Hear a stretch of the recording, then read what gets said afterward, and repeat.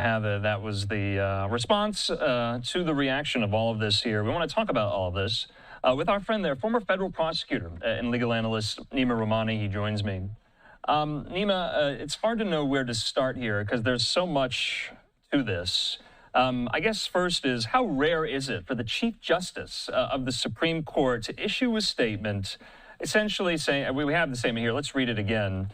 Roberts saying this: for more than 2 centuries, it has been established that impeachment is not an appropriate response to disagreement concerning a judicial decision. The normal appellate review process exists for that purpose. So, Neama, first, how rare is that, and what is Roberts trying to convey?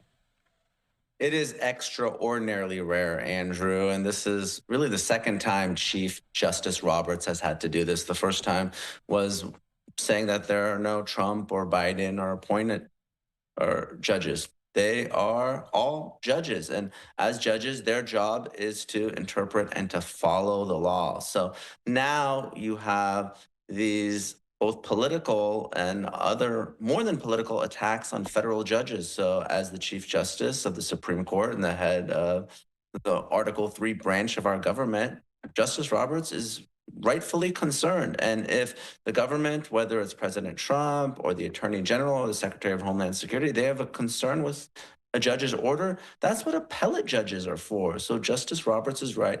Appeal the order. Obviously, we're talking about novel issues of law. Some of these laws haven't been used for centuries. So let's have the courts interpret. Let's do things the right way. So we have a plan forward in a system, and we're not doing things on an ad hoc basis. So I was going to ask you, how do you even impeach a federal judge? I want to put this up. Jake Sherman answered my question here, and you can add anything to that question. But he says, a reminder, it would take 67 senators to remove a judge from the federal bench, and that would mean 14 Democrats would have to vote with every Republican. This is very rare. It has not been done for a very long time, to the point that you were making earlier. The precedent it would set, wouldn't it just open Pandora's box, depending on who's in power, to keep impeaching federal judges over decisions the opposite party doesn't like? That's absolutely right, Andrew. And it's really a separation of powers issue. And that's what these judges are there to do for. And let's not forget, one of the issues that the colonies had with King George in England is that he would remove judges. And they wanted, these are our founding fathers, when they put together our Constitution, they wanted judges to have lifetime appointments so they would be independent and be separated from the politics of it all. Unless it's some malfeasance, some criminal conduct, judges shouldn't be impeached just because you disagree with a decision that they're making. So, Neama, let's get into the case at hand here. The Alien and Sedition Act of 1798. You were listening to some of those legal analysts in that report by Mike Emanuel essentially say, this was passed, this was put in place, it was enumerated with the sole intent that it's purely under the executive branch's remit. One of those legal analysts was essentially intimating the courts have no role here in interpreting this. How can that be? Well, this is really a procedural due process issue. Here's the important thing for everyone to know. The individuals that are deported, they may well be deported. They may have absolutely no right to be here in the United States. It's just a question of can and should they see an immigration judge before they're removed from the United States. Now, under the law, there are some instances where individuals in the United States can be deported without seeing a judge. And this is one of those exceptions. Of course, under the law, the United States needs to be at war and they need to be expelling or repelling invaders to the United States. So the question is, does the law apply in this instance? And all the judge said is, let's maintain the status quo. I'm going to issue a temporary restraining order. That doesn't mean that the individuals would be released back into the United States. They'd still be in immigration custody. The question is, do they see a judge, an immigration judge? And if not, they can be deported. It's just a status quo issue. It's nothing more than that. It's not a ruling on the merits. So, Neama, I guess the question of the hour is this. Did the Trump administration violate a federal court order? Did they go against what the judge said from the bench? Potentially, yes. And here's the argument on the other side. Obviously, there was a verbal order and the planes were in the air, reportedly. Then the written order issues. So what's the difference there, a verbal and a written order? If it's coming from a federal judge's mouth or hand, it's still from a federal judge, right?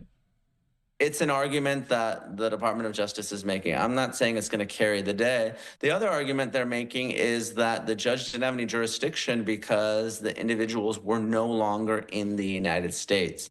Obviously, the Department of Justice and the Trump administration is appealing to try to get a new judge. They're saying that he shouldn't be ruling on this. And one really important issue is, and this may really carry the day, were these individuals deportable or removable under some other immigration law, such as Title VIII or expedited removals, such that the judge's order just limited deportations under the Alien Enemies Act. So to the extent that they may have been deportable or removable under some other law, maybe there was no violation. So potentially the judge's order wasn't as clear or as direct as it should have been. I'm not saying I agree with it, but these are the arguments that the Department of Justice will make on appeal to the D.C. Circuit. Okay, I want to get to this also. This was in Axios earlier today. According to their reporting, a second administration official said Trump was not defying the judge whose ruling came too late for the planes to change course, saying, quote, "It's very important people understand we are not actively defying court orders here." But let's just stipulate for the sake of argument that a judge finds that the Trump administration did defy a court order here. How do you put the genie back into the bottle? How do you remedy that situation? These undocumented migrants, members of the very violent TDA Venezuelan gang, they're already in El Salvador. So what's the remedy if that is the case? There may be no remedy because it's really a procedural due process issue, and it may have been ultimately harmless there. Our immigration system is broken, and the reason that this is such a problem is that it takes so many months, sometimes years, to get before an immigration judge, and sometimes individuals remain in the United States during that time. So what we should be doing is fixing it. But you're right. If someone has no right to be in the United States, they're what we call EWI, they entered without inspection, they have no status here, they have no right to come back, go before an immigration judge, because an immigration judge has no discretion under those circumstances. Immigration law, unlike some other areas of law like criminal and civil, it's pretty black and white. You're either entitled to be here, you're entitled to relief, you fit in a box, or you don't. So I don't expect these individuals to ever return to the United States, but it's more of a question of all the other individuals that may be the target of these types of removals. Do they have those procedural due process rights? Or do they not? It's really an important question of immigration law. Okay. And really, the way the law is written right now, they do appear to have these rights. So if President Trump doesn't want individuals to not have these rights, go to Congress, revise the law, bypass the immigration system, and just do things the right way, as opposed to potentially ignoring the law as it exists on the books. That's a real problem and a constitutional crisis. Okay, Neama, one more thing while we have you, because I think this other kind of wrinkle, aside from this story, deserves some clarity, because over the weekend, President Trump issued a lengthy post on Truth Social, essentially, and I'm paraphrasing, we're going to put the post up in just a minute here, that he would rescind some of the pardons that outgoing President Biden made and ordered in the waning days of his presidency, citing this claim that President Biden didn't actually physically sign them with his own hand, that they were the result of an auto pen, an auto signature. I want to ask you this. Legally speaking, can the new president rescind pardons ordered by the previous president? Andrew, President Trump cannot. So this is the issue.